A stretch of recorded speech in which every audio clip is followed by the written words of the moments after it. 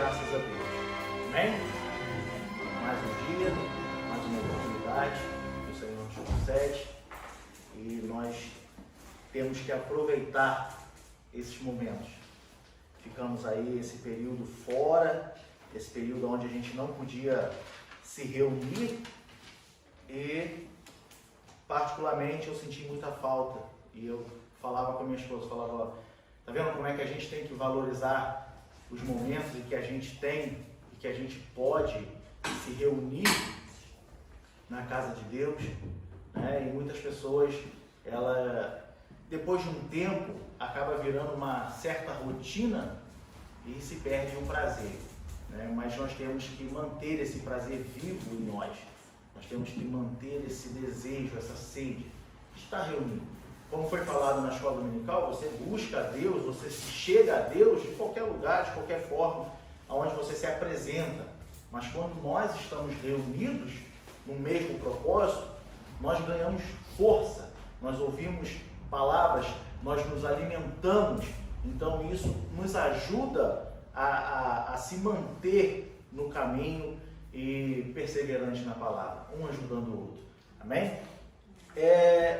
Eu preparei aqui uma pequena palavra, tá, para a nossa meditação e eu até estava pensando em casa e o objetivo, o ponto central dessa palavra é o motivo por que devemos adorar a Deus, a transformação do homem. Muitas das vezes a gente que passa o ano e a vida vindo à igreja, a gente se converteu, a gente passa pela escola dominical, porque a aprendizagem, o aprendizado, ele é para sempre. Você vai estar sempre aprendendo, você nunca sabe demais, eu nunca sei demais, a gente nunca sabe demais, então a gente está sempre aprendendo. E a gente passa ao longo da nossa caminhada vindo à igreja. E muitas das vezes, muitas pessoas, muitos irmãos, infelizmente, começam a enxergar isso somente como um estilo de vida, como uma rotina. Ah não, todo domingo eu tenho compromisso pela manhã, eu tenho que ir à igreja. Somente uma rotina, mas não um prazer. Por que eu saio da minha casa pela manhã e venho aqui, me reúno com os irmãos, louvo a Deus, aprendo, me alimento e mesmo assim saio daqui, e ainda assim saio daqui com desejo ainda mais de ser grato a Deus, de adorar ao nosso Deus. Muitas das vezes, por conta do dia a dia, nós nos esquecemos disso. Às vezes, a gente vai deitar, quando a gente põe a cabeça no travesseiro, a gente até pensa, mas existem pessoas que têm um dia tão tumultuado, tão estressante, que não dá nem tempo de chegar com a cabeça no travesseiro, já cai dormindo, né? Já cai cansado. E muitas das vezes a gente se esquece de agradecer a Deus. O motivo que nós temos para adorar a Deus. Eu separei aqui um pequeno versículo que se encontra no Evangelho de Lucas, no capítulo 15, versículo 22. Tá? Esse versículo, ele está dentro, o contexto desse versículo, ele está dentro da parábola do filho pródigo. Tá? Acredito que todos os irmãos aqui dentro têm já total conhecimento sobre a parábola do filho pródigo, certo? E ele diz assim: mas o pai disse aos servos: trazei depressa a melhor roupa e vesti-lo, e pondo-lhe um anel na mão e sandália nos pés. Amém? Somente esse versículo. Mas o pai disse aos seus servos: trazei depressa a melhor roupa e vesti-lo, e pondo-lhe um anel na mão e sandália nos pés. Eu estava meditando nessa passagem. Nós temos aqui, os irmãos com certeza já ouviram várias mensagens, estudos, pregações dentro dessa passagem. E eu meditando em cima desse versículo, me fez meditar a forma como Deus transforma o homem. Veja bem que no contexto dessa parábola, o filho pródigo foi embora, pegou a sua herança antecipada, a sua parte da herança antecipada, gastou, festejou, mas depois ele ficou comendo até comida dos porcos. Depois ele viveu com os porcos, todo sujo, todo rasgado, né? Não cheirava bem, e assim, até que um dia ele reconhece que ele precisa do pai, ele precisa voltar, e ele retorna à casa do seu pai. E aí o seu pai, o avistando de longe, se alegrou e o recebeu de braços abertos, né? E aí entra nessa parte em que a gente leu. O seu pai grita para os seus servos, os seus empregados, fala: olha, traz depressa a melhor roupa, traz um anel, põe no seu dedo e bote sandália nos seus pés. E eu fiquei meditando em cima dessas três coisas. Primeira coisa troca ali a roupa. Quando nós vivemos no mundo, como diz a expressão, no lamaçal do pecado, nós vivemos imundos. As roupas aqui se trata da sua velha vida, da sua antiga vida, da sua antiga maneira de viver. Quando o filho pródigo se apresenta ao pai, a primeira coisa que ele fala é: traga-lhe roupa, tira essa roupa do mundo, põe uma roupa nova. Você agora é meu filho. Você voltou para casa. Então a primeira coisa que você tem que fazer antes de entrar em casa é se limpar dessas coisas do mundo. Toda essa sujeira. A Bíblia não nos dá esse detalhe, mas me permite imaginar que talvez ele estivesse cheirando muito mal. E o pai fala assim: olha, já tira logo essa roupa. Aqui você não vai ficar desse jeito. Aqui você vai ser limpo. E aí, a primeira coisa que Cristo faz, quando nós voltamos e nos rendemos aos seus pés, perdoar os nossos pecados, limpar as nossas vestes. As vestes da velha maneira, do velho homem, do velho ser, do pecador que estava lá no mundo carregado pelo pecado. E ele arranca de nós perdoa em nós todos esses pecados e nos limpa. Nós podemos ver aqui em 2 Coríntios, o apóstolo Paulo diz no capítulo 5, versículo 17, quando ele diz assim: 5:17, ele diz assim: assim que se alguém está em Cristo, nova criatura é. As coisas velhas já passaram, eis que tudo novo se fez. O perdão do pecado. Nós reconhecemos que precisamos de Cristo. Nós reconhecemos que sem Cristo nós não somos nada. E a gente volta à casa do Pai. E a gente volta e se entrega aos pés de Cristo. Ele arranca de nós todo aquele trapo, aquela roupa rasgada, perdoa os nossos pecados. E agora as coisas velhas se passaram, eis que tudo novo se fez. Você agora, eu agora, nós somos uma nova criatura. Agora, daqui para trás, foi perdoado. Agora se começa uma nova história na minha vida, na sua vida. Nós temos ainda o escritor aos Hebreus. Ele escreve assim, no capítulo 9, versículo 13 e 14. Versículos 13 e 14. Ele diz assim: porque se o sangue dos touros e bodes e a cinza de uma novilha esparcida sobre os imundos os santificam quanto à purificação da carne, quanto mais o sangue de Cristo, que pelo Espírito Eterno se ofereceu a si mesmo imaculado a Deus, purificará as vossas consciências das obras mortas para servirdes ao Deus vivo.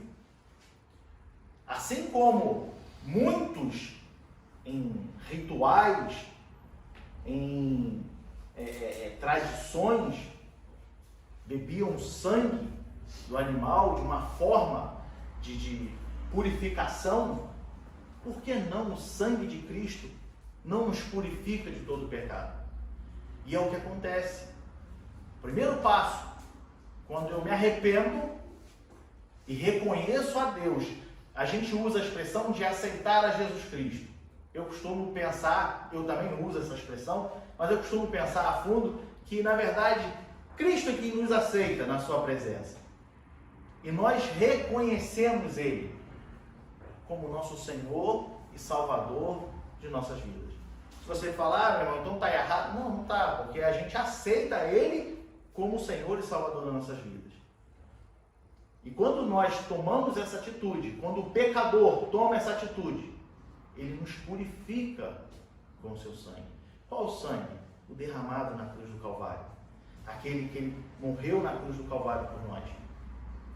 E assim nos purificou de todo o pecado. Trocou as nossas vestes. Nos fez uma nova criatura.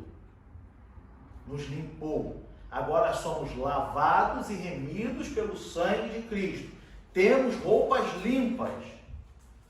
E por maior que seja, ou tenha sido, os pecados cometidos no mundo, você pode ter sido, ou a pessoa pode ter feito os seus maiores pecados.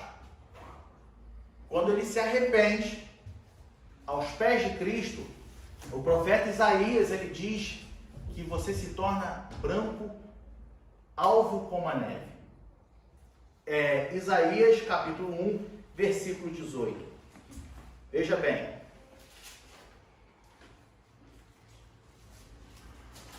Capítulo 1, versículo 18. O profeta Isaías, ele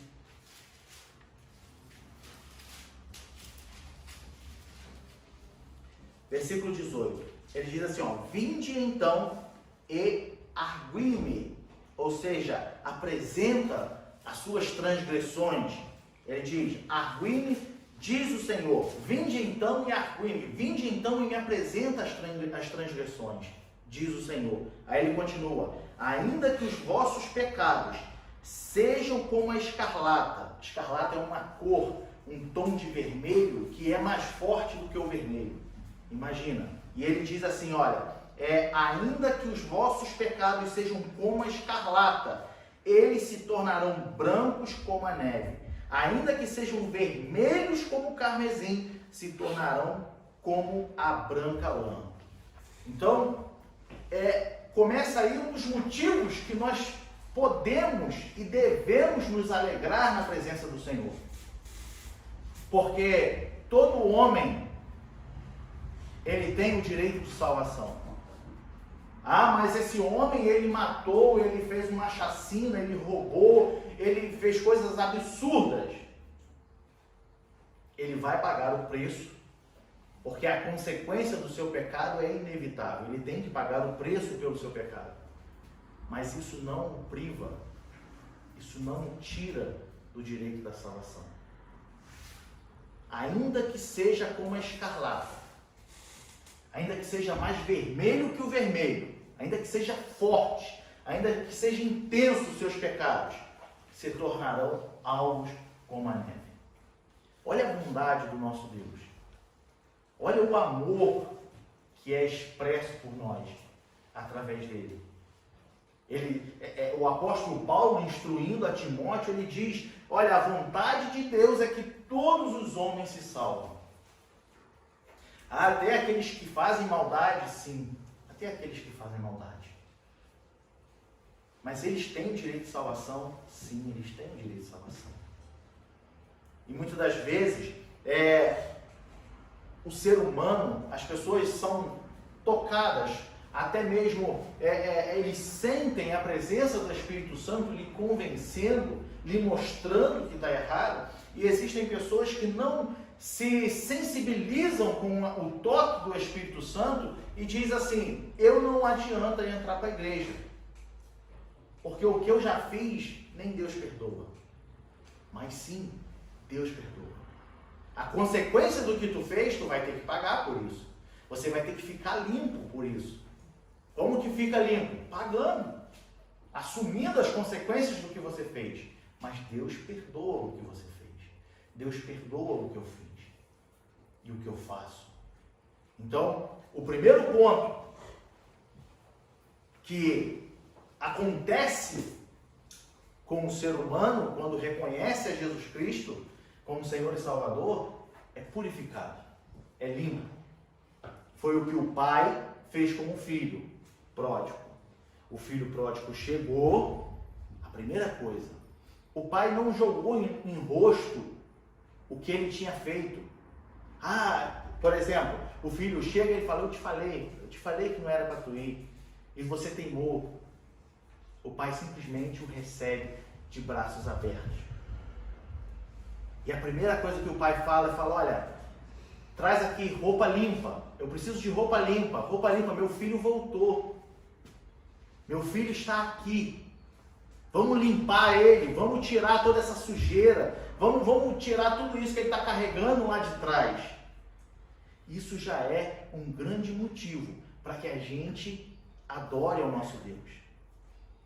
Não levar em conta o que a gente fez, mas perdoar os nossos pecados. Se isso para você já não é um grande motivo, para mim é um grande motivo em que nós devemos adorar ao nosso Deus. Ele não leva em conta, ele te perdoa. É o que eu disse. Não confundam o perdão por ser por não pagar as consequências do seu erro. Você vai pagar as consequências. Se eu roubei um banco, eu tenho que ser preso. Se eu estou foragido da polícia e me converto a Cristo, eu tenho que assumir e falar: então eu tenho que pagar pelos meus erros. Eu vou me entregar. Mas Deus não me perdoou? Deus perdoou. Mas diante dos homens você não está limpo. Eu tenho que pagar, tenho que assumir as minhas consequências. Então não confundam pecados perdoados por ser privado de pagar as consequências. Você vai pagar. Só que o grande motivo, já que o nosso objetivo é a salvação, como estava sendo falado aqui hoje pela manhã, o nosso grande objetivo é chegar aos céus. E se o pecado, os meus erros, era uma barreira que impedia eu chegar aos céus, e Deus simplesmente falasse: não, isso aqui para trás está perdoado, pode começar um novo caminho. Se para você isso não é já um grande motivo de adoração, para mim é. Aqui, no versículo, ele fala em segundo o anel, só que eu quero deixar o anel por último. Em segundo lugar, eu quero trazer as sandálias. Veja bem, quando o filho pródigo, ele chega à casa do pai, o pai não o lança em rosto o que ele fez, perdoa, automaticamente tira aquela roupa dele, já dá ordem aos servos para que traga a sua roupa, uma roupa limpa, e o limpe de tudo aquilo que ele fez, e o pai também manda trazer sandália para os seus pés. Veja bem, naquela época, a época dos empregados, dos escravos, eles não andavam calçados, tá? Eles andavam descalços. Aqui, o filho pródigo provavelmente tenha chegado descalço diante do pai, certo? Ou seja, já nos dá, nos permite pensar, interpretar que que o filho chega como escravo do pecado. O filho chega como escravo do mundo. E aí, olha que interessante. Quando ele chega e o pai troca a roupa, né? Ou quando ele chega e se apresenta ao pai, ele diz ao pai assim: não precisa me receber como filho. Me considere como um dos seus servos. Me considere como um dos seus servos. Vamos ler? Está no Evangelho de Lucas.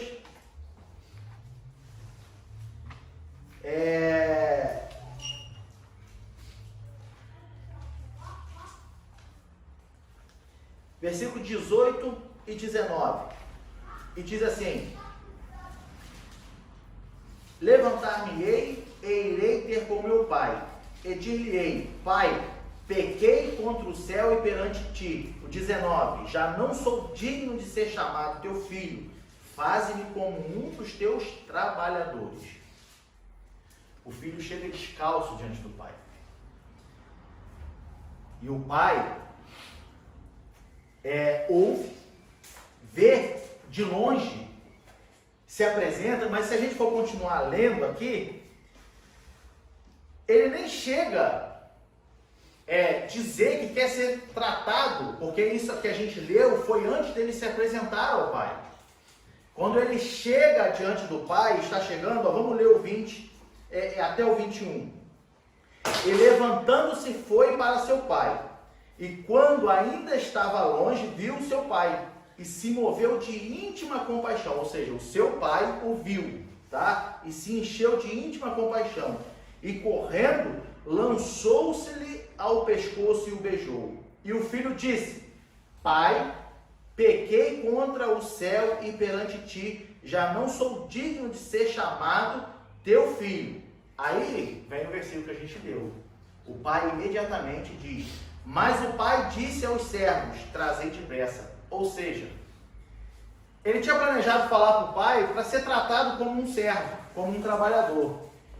Mas quando ele chegou para o pai e começou falando, a primeira coisa que ele chegou fazendo foi o quê? Se arrependendo. Pequei contra o céu e perante ti. E naquele momento, eu imagino, a Bíblia me permite imaginar, que o pai já nem quis acabar de escutar o que ele tinha para dizer. Já falou: traz depressa a roupa para ele. O meu filho voltou. Quando a gente entra na presença do nosso Deus, quando a gente se converte a Cristo, por mais que você queira falar com Deus: olha, eu pequei tanto, eu errei tanto, eu não sou digno de estar diante da sua presença. Deus, quando nós o aceitamos, quando aceitamos a Cristo, a transformação na nossa vida, ela é tão grande, através, como a gente falou, perdoando os nossos pecados, que quando nós aceitamos a Cristo, nós agora não somos mais servos, nós somos filhos. Vamos ler? Primeiro, Gálatas capítulo 7, capítulo 4, versículo 7, só a parte A desse versículo, para a gente entender. Depois a gente vai falar da parte B.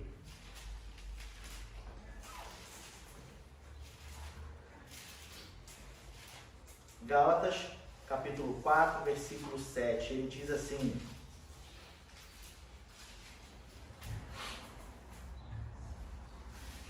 assim que já não és mais servo, mas filho. Ou seja, nós, quando nos apresentamos a Cristo, tá? Ele não nos trata agora como somente servos, mas nós somos considerados filhos. Ah, meu irmão, ainda não me convenceu. Então vamos lá no Evangelho de João, no capítulo 1, versículo 12. Capítulo 1, versículo 12.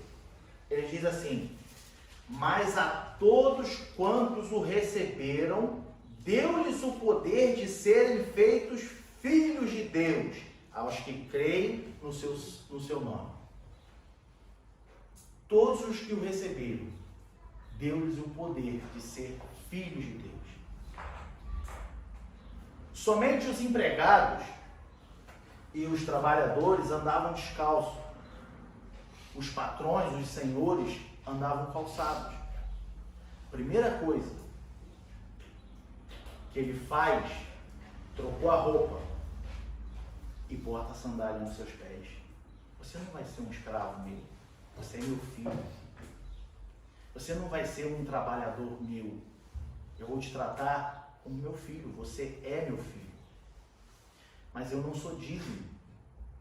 Eu errei, eu pequei contra ti. Não quero saber disso. Você está comigo. Você voltou.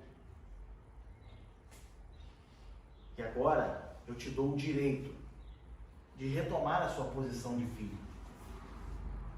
Calçou os seus pés.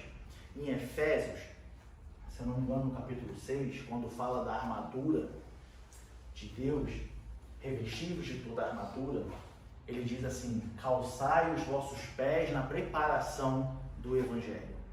A sandália também representa preparação. O que é isso, meu irmão? Não estou entendendo. Jesus, quando foi assunto aos céus, ele disse: eu vos enviarei o Consolador. Para quê? Para vos ensinar e para vos fazer lembrar de todas essas coisas que tenho dito.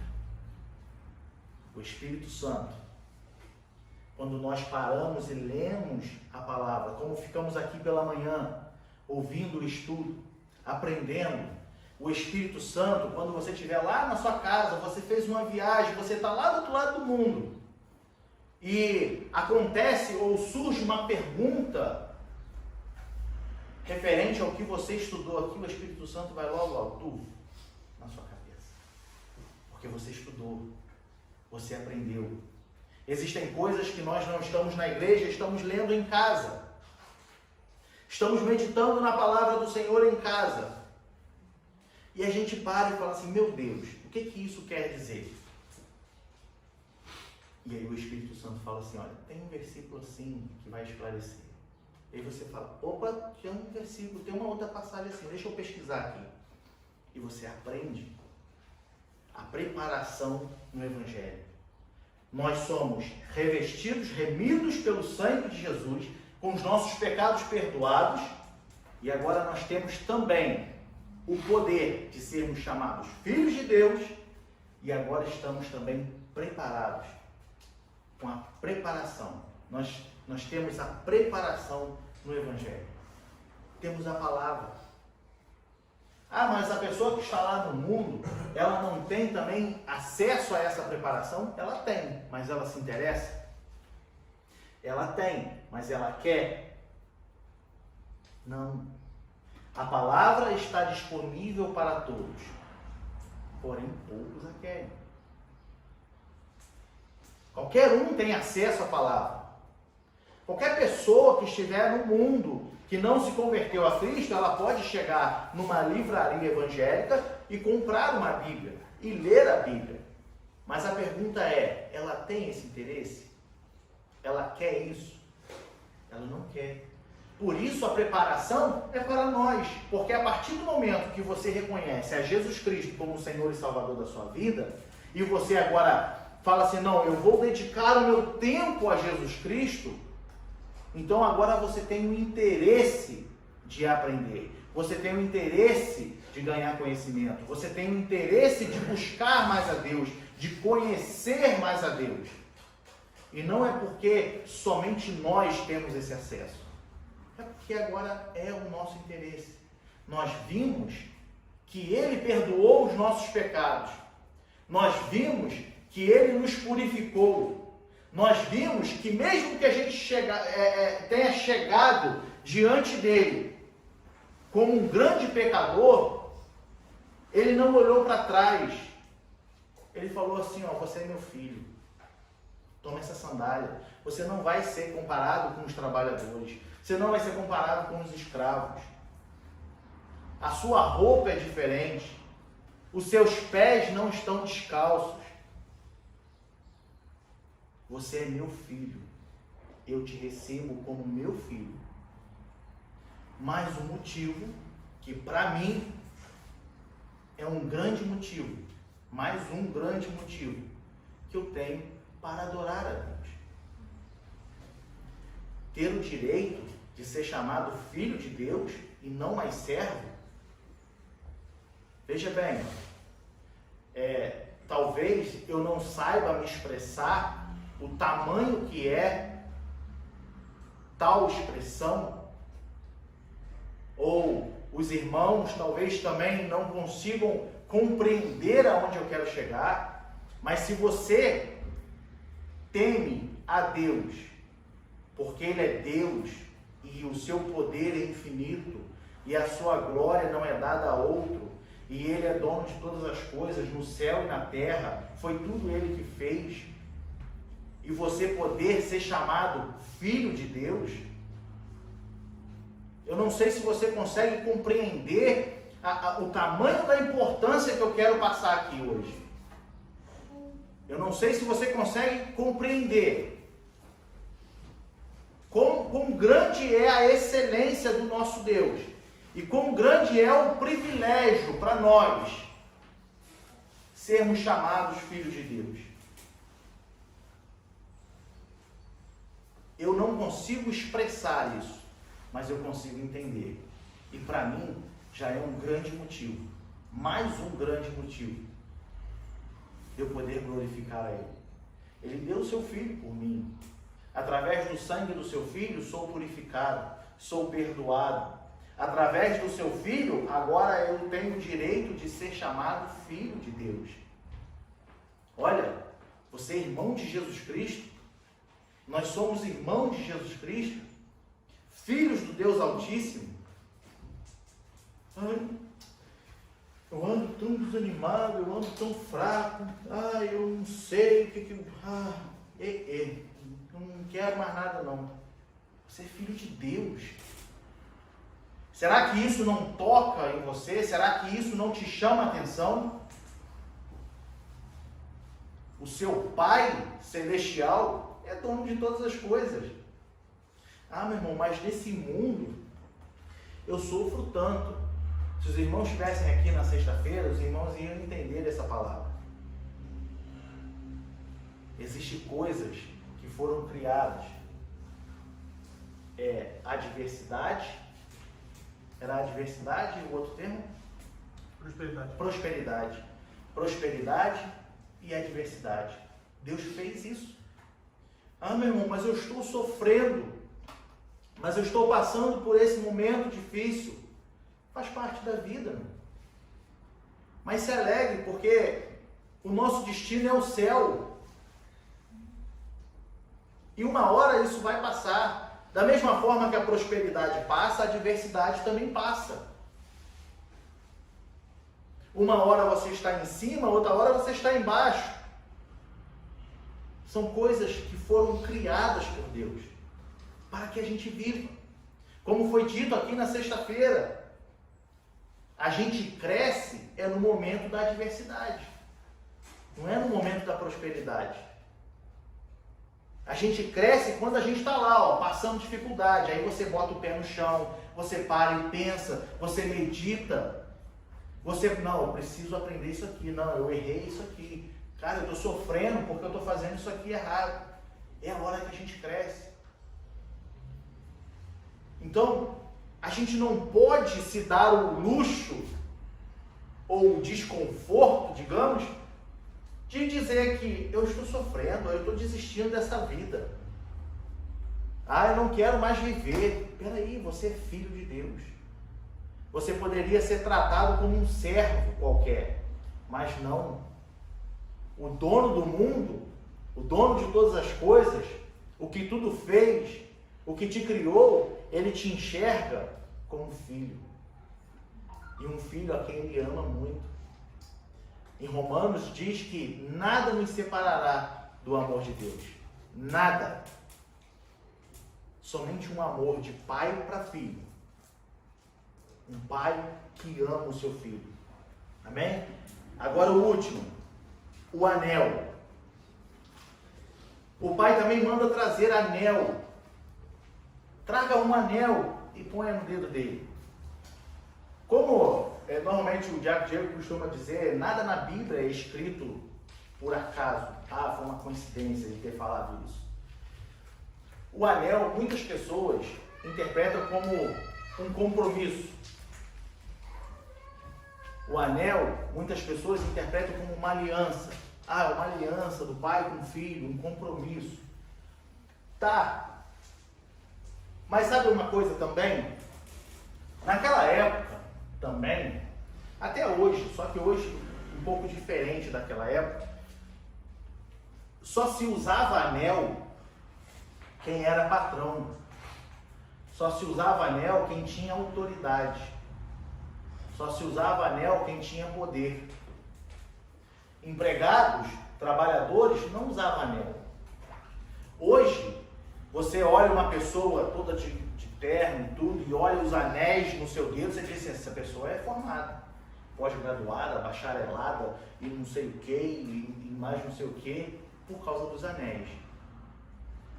Quando o pai chega e fala, ponha um anel no seu dedo, o pai está falando assim, olha, eu te recebi como filho, estou te recebendo como filho, e estou lhe devolvendo toda a autoridade sobre toda a minha fazenda, sobre todos os meus servos, sobre todos os meus trabalhadores. Você, além de ser meu filho, mesmo que Deus não faz isso, e muito menos o pai ali fez na história, mas eu digo, mesmo que tu tenha saído, tenha abandonado e voltado, toma aqui. Você faz parte agora, novamente, da minha herança. Você faz parte agora do cuidado pela fazenda. Você faz parte agora, tem autoridade também sobre todos os meus criados, assim como eu. Olha o que é agora a parte B de Gálatas vem dizer. Gálatas, capítulo 4, versículo 7b. A gente leu o primeiro. Assim que não é mais servos, já que não é mais servos, mas filho. Aí agora a parte B. E se és filho, és também herdeiro de Deus por Cristo. Se somos filhos, somos herdeiros. Olha, mais um grande motivo para que, se você não estivesse pensando nisso, é mais um grande motivo que você tem para adorar a Deus Todo-Poderoso. Ter parte na herança. Meu irmão, mas de que herança é essa? Você está falando? A salvação, o céu, poder sentar à mesa, poder ser servido por Jesus Cristo. Você quer coisa melhor e maior do que isso? Você quer mais o quê? Os bens dessa terra? Os bens dessa terra, você morre e fica tudo aí. E vem outras pessoas e gastam todos os seus bens. E não vão respeitar nem um pouquinho o valor e o trabalho que você teve para juntar aqueles bens. Quantos filhos recebem herança dos seus pais e simplesmente queimam, torram toda a herança, e coisa que os pais passaram a vida toda trabalhando, juntando dinheiro a dinheiro, fazendo ali um caixa, criou todo um patrimônio. E quantas pessoas pegam simplesmente, não sabem o valor, o trabalho que deu construir aquele patrimônio e simplesmente gastam. Não estou falando de herança aqui na terra. Esqueça a terra. O nosso destino é o céu.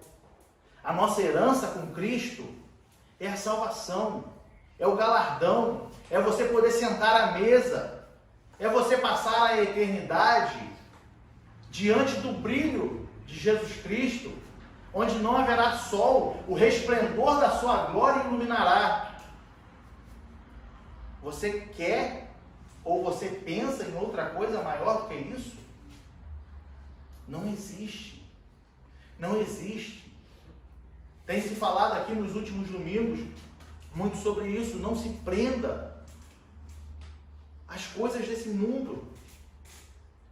Foi falado na sexta-feira também. Não se prenda às coisas desse mundo. Ah, mas é um momento de prosperidade, aproveite a sua prosperidade. Mas não se prenda a ela. Porque, como eu disse, vem a adversidade. E a adversidade pode vir de uma hora para outra. Ah, então é errado eu almejar alguma coisa nessa terra? Não, se você trabalha, se você conquista, desfrute daquilo que é seu, que você trabalhou dignamente, honestamente, é um direito seu. Mas não se prenda. O que eu estou dizendo aqui, que nós somos herdeiros de Deus em Cristo, é da nossa salvação. É onde não haverá dor, é onde não haverá choro, não haverá tristeza. É onde as coisas que aconteceram nesse mundo não existirão mais na sua mente, na minha mente. É um grande prazer. Aí, o anel também representa autoridade, como eu disse. Ele nos dá parte, agora nos dá o direito de fazer parte da herança e também nos dá autoridade enquanto estamos nesse mundo. Que autoridade é essa? Marcos, capítulo 16, versículo 17.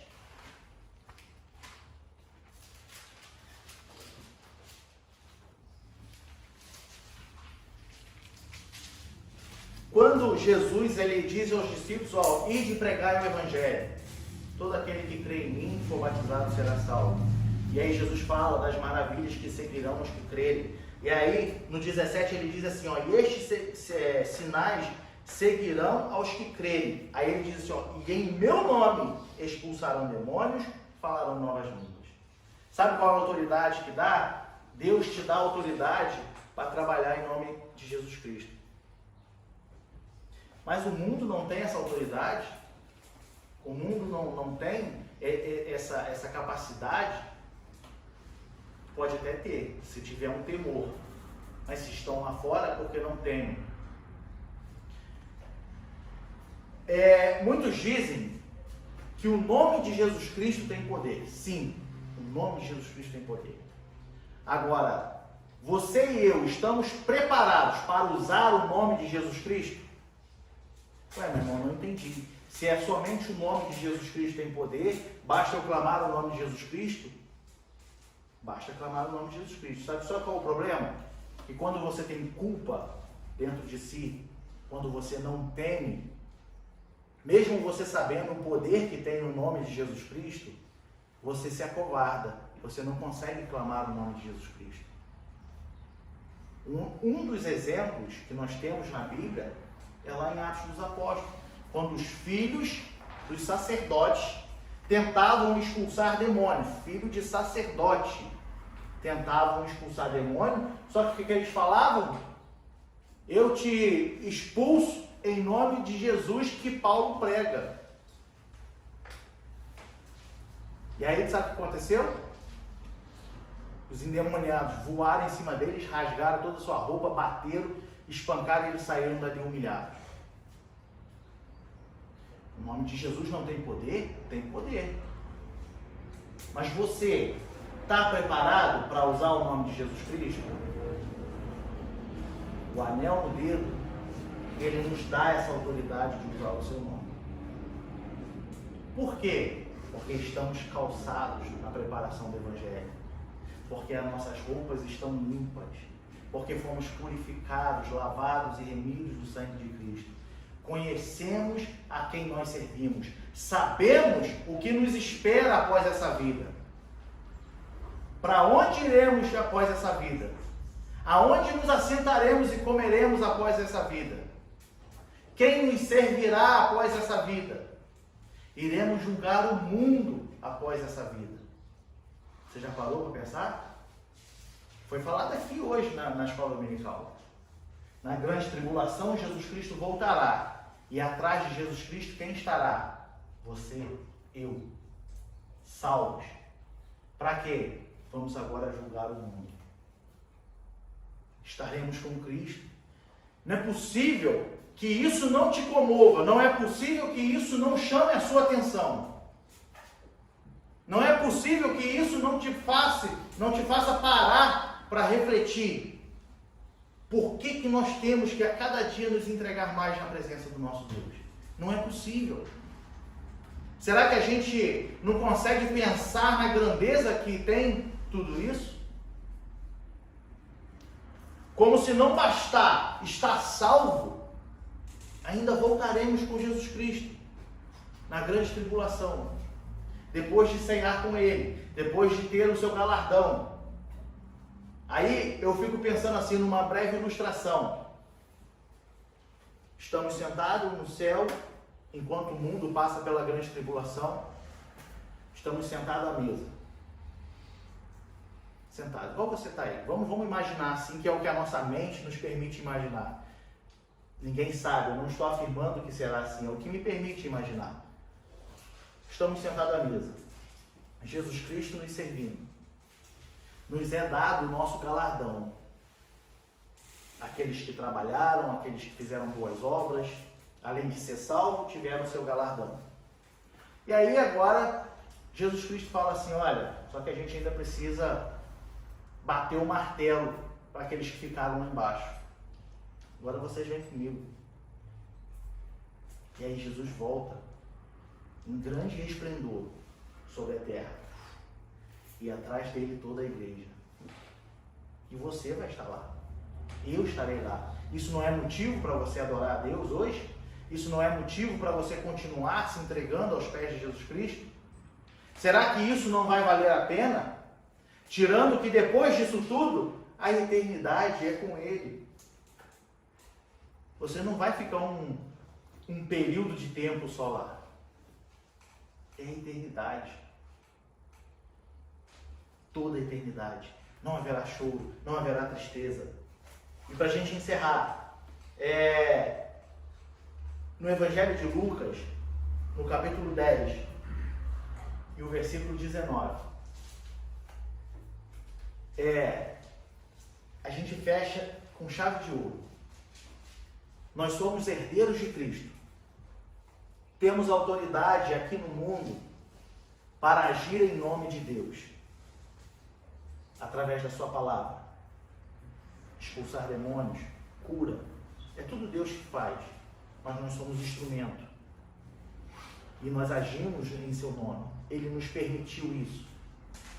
Mas muitos nessa terra se apegam a essas coisas. Muitos nessa terra se apegam a essas maravilhas.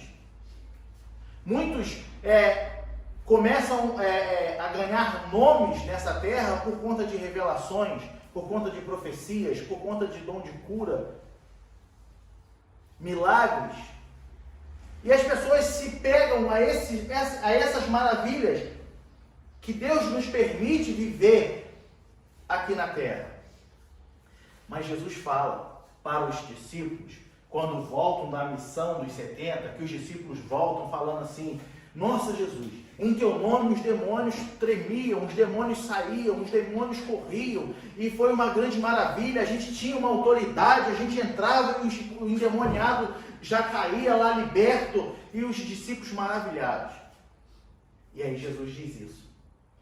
Eis que vos dou o poder para pisar serpentes, escorpiões,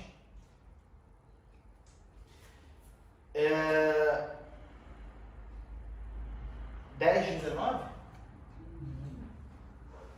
E nada vos fará dano algum. Só que, deixa eu ver aqui, eu acho que eu marquei errado então. Que ele fala sobre ter um nome escrito no livro da vida. É aqui mesmo em Lucas. É o 20. Eu botei errado. Bota o 20 pra gente ver.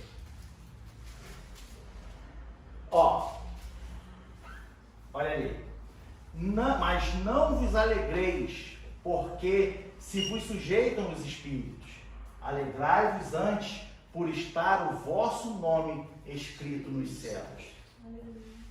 Melhor do que tudo isso é você ser herdeiro.